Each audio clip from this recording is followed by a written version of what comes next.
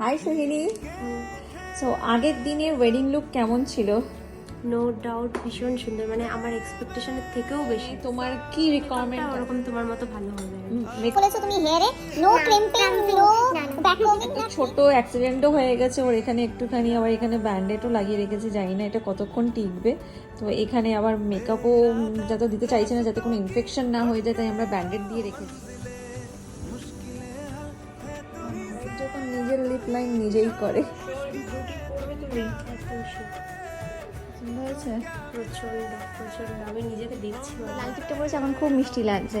Blue টিপটা না দূর থেকে কালো কালো মনে হতো, ছোট টিপ তো তখন মনে হতো বড় হতো।